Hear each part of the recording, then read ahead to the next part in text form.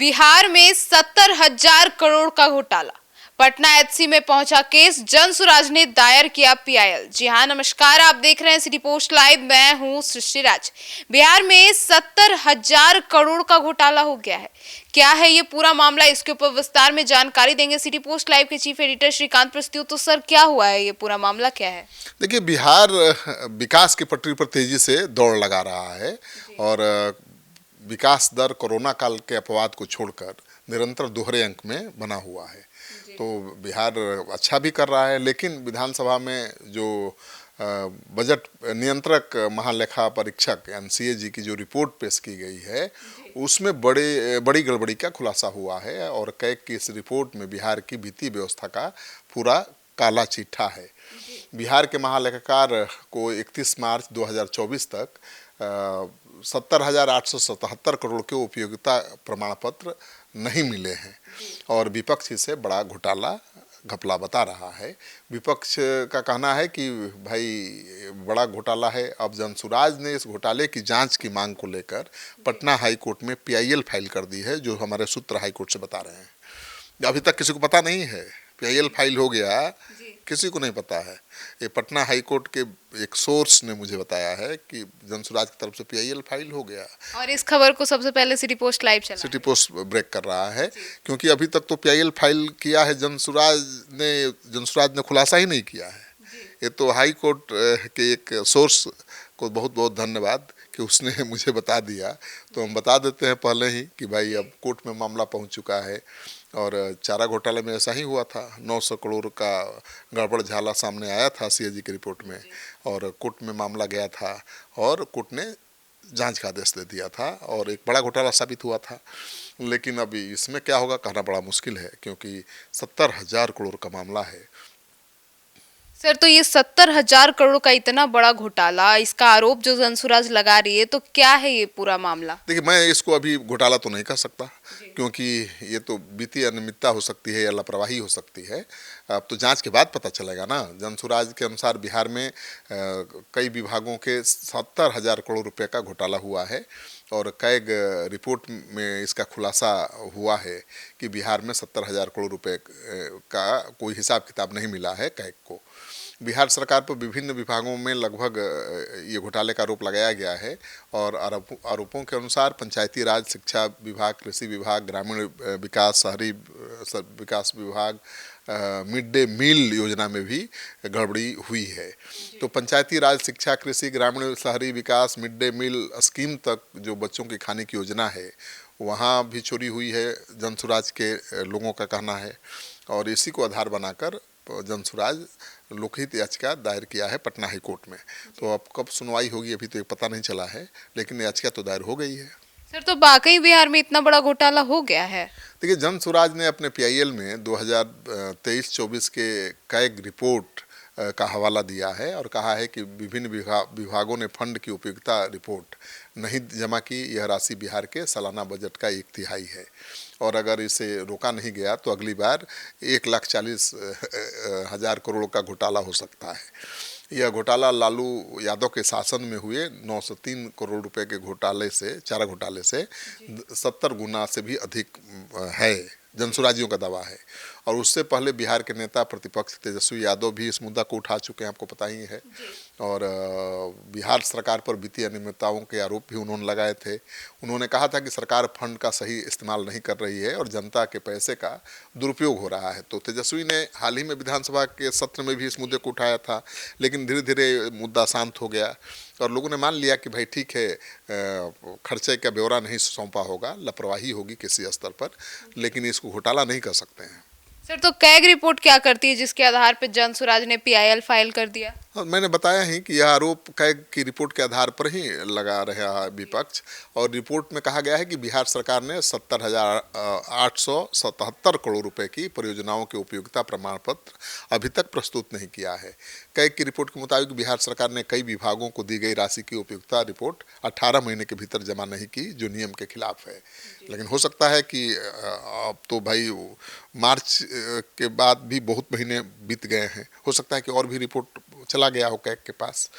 तो कई विभागों के हिसाब किताब को लेकर सवाल उठाया गया है। अगर यह सच है तो बिहार के विकास बजट पर गहरा असर डाल सकता है। अगर सच है तो बिहार के विकास पर गहरा असर डाल सकता है, और सच नहीं है तो बिहार के विकास की योजनाओं पर कोई असर इसका नहीं पड़ेगा। अब देखना यह है कि विपक्ष इसे भ्रष्टाचार का सबूत बता रहा है, लेकिन सरकार इसे प्रक्रियात्मक कमी बता रही है कि प्रक्रिया में कमी है, चूक है, लेकिन उसे दूर करने की कोशिश की जा रही है। सर, तो ये जो कथित घोटाला हुआ है, इसका ये डिटेल क्या है? पंचायती राज विभाग ने 28,000 करोड़ रुपए का उपयोगिता प्रमाण पत्र नहीं दिया है। शिक्षा विभाग ने 12,623 करोड़ का उपयोगिता प्रमाण नहीं दिया है। शहरी विकास विभाग में भी 11,000 करोड़ का हिसाब किताब अभी नहीं मिला है। ग्रामीण विकास विभाग में 7,800 करोड़ रुपए का उपयोगिता प्रमाण पत्र विलंबित है। कृषि विभाग में 2,000 करोड़ से ज़्यादा का प्रमाण पत्र अभी लंबित है। तो प्रमाण पत्र लंबित है, इसका मतलब घोटाला ही नहीं है। अब उसके कई कारण हो सकते हैं। पहले भी ऐसी खबरें आती रही है, सीएजी की रिपोर्ट को लेकर हंगामा होता रहा है, लेकिन हर मामले घोटाले साबित हों ऐसा कोई ज़रूरी नहीं है। सर, तो इस पे सरकार की पक्ष क्या है और जानकार इस पे क्या बातचीत कर रहे हैं? बिहार सरकार ने इन आरोपों को खारिज किया है और इसे नॉर्मल अकाउंटिंग प्रोसेस बताया है। वो डिप्टी सीएम सम्राट चौधरी बोल चुके हैं, विधानसभा सत्र में भी उन्होंने कहा था कि 2022-23 में 1 लाख करोड़ रुपए की उपयोगिता रिपोर्ट साफ की गई थी और 2023-24 में 51,000 करोड़ रुपए और जोड़े गए। सरकार का दावा है कि यह प्रक्रिया में देरी का मामला है, न कि घोटाला है, गड़बड़झाला है। सम्राट चौधरी ने कहा था, मुझे याद है, कि पिछले 5 सालों में यूसी पेंडेंसी सबसे कम है, ठीक है, और इस सरकार की पारदर्शिता इससे साबित होती है।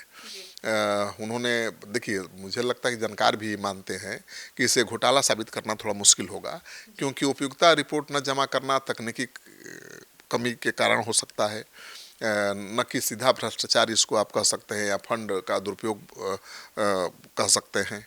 अगर फंड का दुरुपयोग हुआ तो इसका असर तो योजनाओं पर भी दिखेगा। तो मुझे लगता है कि योजनाओं की जांच हो तो पता चल जाएगा कि भाई इसमें कोई गड़बड़ हुआ है या नहीं हुआ है। लेकिन राजनीति के जो जानकार लोग हैं वो मानते हैं कि विपक्ष इसे बड़ा चुनावी मुद्दा बना सकता है, और जनसुराज ने जब कोर्ट का दरवाज़ा खटखटा दिया है, पीआईएल फाइल कर दिया है, तो साफ है कि इसको बड़ा चुनावी मुद्दा बनाने की कोशिश जनसुराज करेगा। लेकिन बिना ठोस सबूत के यह दावा हवाई लगेगा। अगर आप कोई प्रमाण नहीं देंगे, केवल सीएजी की रिपोर्ट को आधार बनाकर, उपयोगिता प्रमाण नहीं जमा किया गया इसको आधार बनाकर आप सीधे घोटाला कह देंगे, तो ठीक नहीं है। हो सकता है कि विलम्ब से भी रिपोर्ट उपयोगिता प्रमाण पत्र जाए, पहले भी होता रहा है। अब तो सम्राट चौधरी ने कहा था, मुझे जहाँ तक याद है, कि पिछले साल 1 लाख करोड़ से ज़्यादा का विपत्र पेंडिंग था, मतलब प्रमाण पत्र नहीं दिया गया था सीएजी को, और इस बार तो 70,000 करोड़ का ही है। तो उसे क्लियर कर देंगे समय के साथ। तो सरकार समय मांग रही है, और हो सकता है कि अब तक सरकार ने बहुत बिल विपत्र दे भी दिया होगा, खर्चे का ब्यौरा दे भी दिया होगा। सर, लेकिन सबसे बड़ा सवाल ये है कि क्या ये सरकार की लापरवाही या सिर्फ विपक्ष इसे बार बना रही है? देखिए, 70,000 करोड़ रुपए का हिसाब अगर नहीं दिया गया तो इससे बिहार की जनता पर क्या असर पड़ेगा, आपका ये सवाल है। और दूसरी ओर सरकार का दावा है कि प्रक्रिया सुधारी जा रही है, प्रक्रिया के कारण देर हुई है, और मुझे लगता है कि जानकार जो कह रहे हैं कि यह घोटाला हुआ तो बिहार के वित्तीय प्रबंधन पर बड़ा दाग हो जाएगा।